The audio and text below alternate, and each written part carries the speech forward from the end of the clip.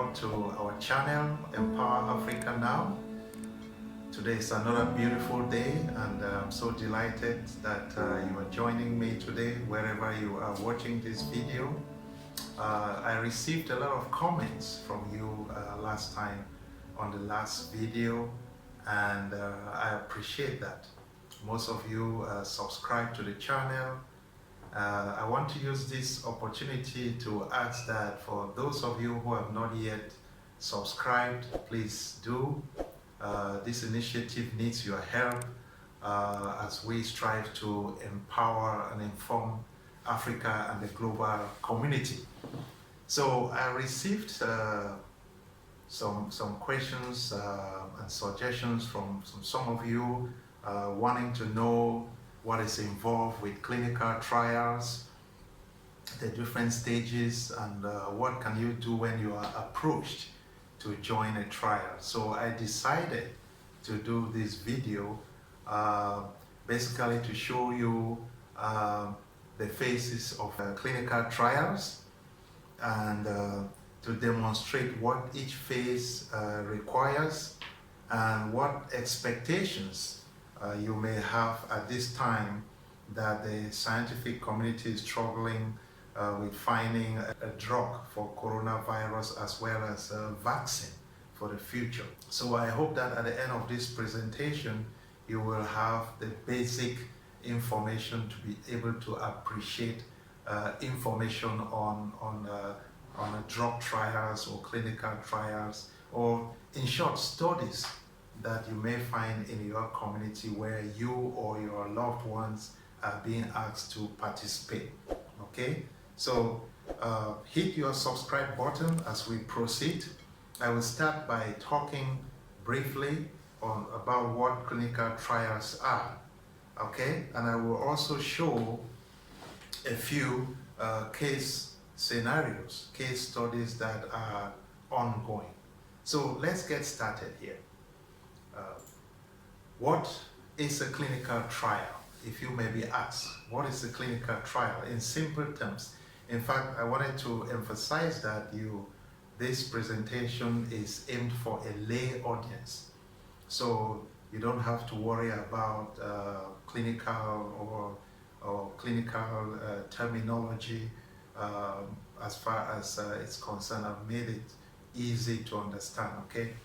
So a clinical trial is actually a study whereby participants are followed over time. So prospectively, they are followed over time to assess and compare the effect and value of an intervention against a control in humans. Okay? So there's basically an intervention that is assessed in humans, and to be able to do this, there is got to be a group that takes the intervention or is administered the intervention, and another group that serves as a control. So that is the basic definition of what a clinical trial is. So there are prerequisites to conducting a trial, as you will know at the end of this presentation. So it doesn't suffice to conceive a study and just go administering the protocol. You have to go through certain steps, like this is something that involves human subjects, so you've got to have ethics approval. Trial registration is the norm nowadays, so people can check it out. So it's not just something that they do behind the scenes and present results.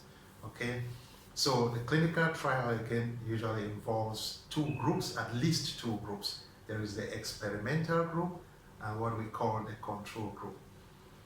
It can also, when I talk about intervention, so the intervention can be a drug, it can be a vaccine, new vaccine that is being tried. It can be a device, okay, like a CT scan, for example, or it can be a new therapy. It can be a new therapy. So this is what we characterize as interventions. So, but for the purpose of this presentation today, I'm just going to use drug and vaccine as the intervention here. Okay, so clinical trials has phases. There are basically 3 phases of a clinical trial, and each has a goal.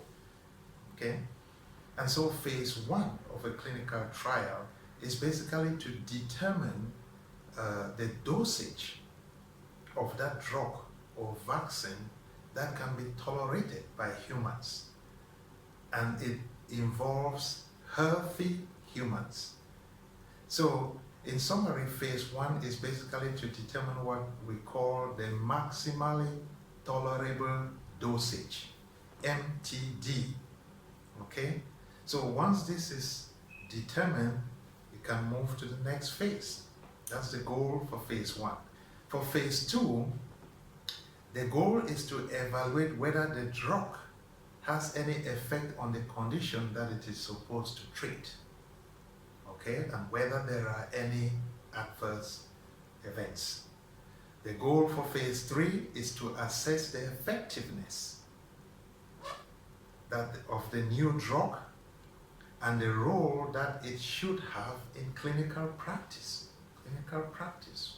Doctors prescribing it to use for treating conditions. So let us look at this a little bit more in detail to understand it further. Again, with phase 1, the goal is to assess safety of a drug or vaccine in a small number of healthy volunteers. So here it involves generally a few tens or up to 100 people or less. It can take a few months to complete. And then the key question again is to determine how large a dose can be given before it becomes unacceptable to the human body. Okay, so what side effects, if any, can be realized at different dosages? So they will give different dosages to healthy human subjects, and they'll see whether there are any side effects. So this is done in several ways that I'll not go into the details and the statistics involved here, but generally scientists, they try models, animal models in the lab, and then they transpose it, they extrapolate it to humans. Okay, they extrapolate it to humans with the goal of determining the MTD, the maximally tolerable dosage. So once this has been determined, this marks the end of phase 1. Let us get to phase 2 and see what it's all about. So what is the goal of phase 2? What is involved? In phase 2, we talk a lot about efficacy. Phase 2 is to test the effectiveness of the drug. It can last from several months to up to 2 years. Okay, and it involves several hundreds of patients as opposed to healthy individuals in phase 1. So phase 2 involves several hundreds of patients, whereby you actually have a group that will receive the vaccine or the drug. This is called the experimental group again, and those that may receive the standard procedure, if at all it exists, or what we call a placebo, is called the control group. So there's usually at least 2 groups here. The studies are blinded. What does blinding mean? So blinded means that neither the researcher nor the patient who receives a treatment, a drug here, neither the researcher nor the patient knows who has received the experimental drug. In this case, we say that is single blinded. If you have the 2 situations of the experimental and the control groups, we can say double-blinded. But without going into those terminologies, I just want to emphasize the term blinding. And why would we blind?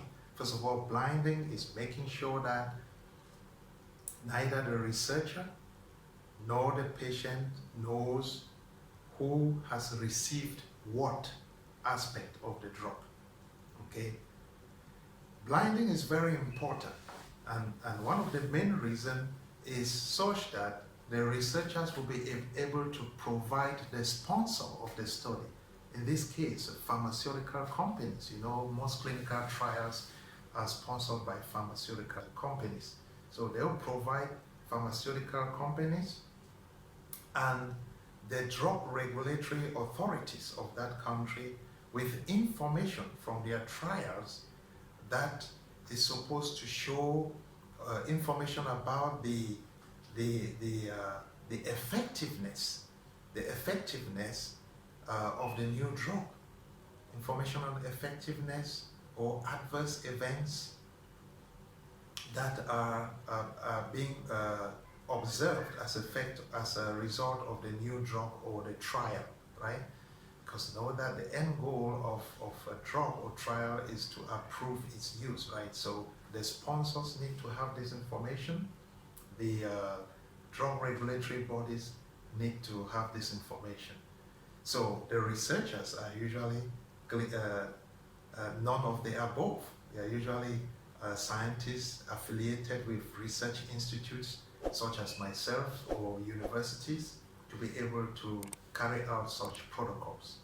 So that is basically the main purpose of phase 2, testing the effectiveness of drugs involving several hundreds of patients, can last several months, up to 2 years.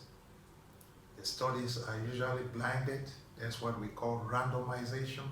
So some patients are put in one group and given the drug. Other patients are put in another group and given standard procedure if it exists, or what we call the placebo. And then there is blinding. Okay? So once a trial has passed through this phase, note that at each stage of these phases, there can be, studies can be stopped.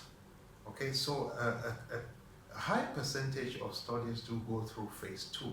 And then the next stage is phase 3. Phase 3 is basically blind testing of several hundreds to thousands of patients. It can last several years. It provides again the sponsor and the drug regulatory authority on information about effectiveness of the new intervention, the benefits, possible adverse events of the new drug. So this is large-scale testing over time. So upon completing this phase of a clinical trial, the pharmaceutical company can proceed and ask for permission from the drug regulatory authorities to market the drug. So given that information on adverse events, effectiveness, benefits, and so on and so forth, the regulatory authorities can approve the drug to be marketed. In the United States, for example, the Food and Drug Administration, that is abbreviated FDA, is the regulatory authority in that country. So when the drug is marketed, you've developed a new product, it's in market, you want to see how it's going, right? So at this stage, there is still some kind of studies, a few studies that can be done, kind of monitoring and evaluation to know how well the drug is going. These are basically referred to as post-marketing surveillance trials that others do call a phase 4.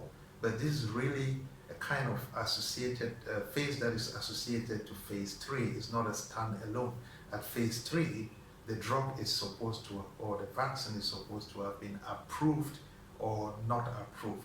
So when it's in the market, there can be post-marketing surveillance trials. And this is done for various reasons, okay?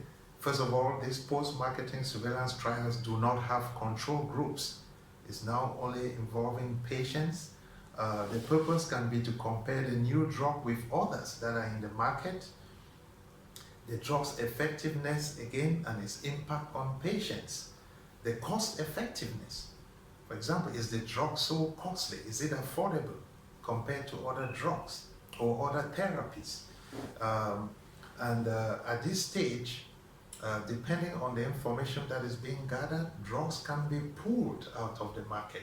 There's been various scenarios where drugs have been pulled, okay? So just want to clarify that the third stage is phase 3.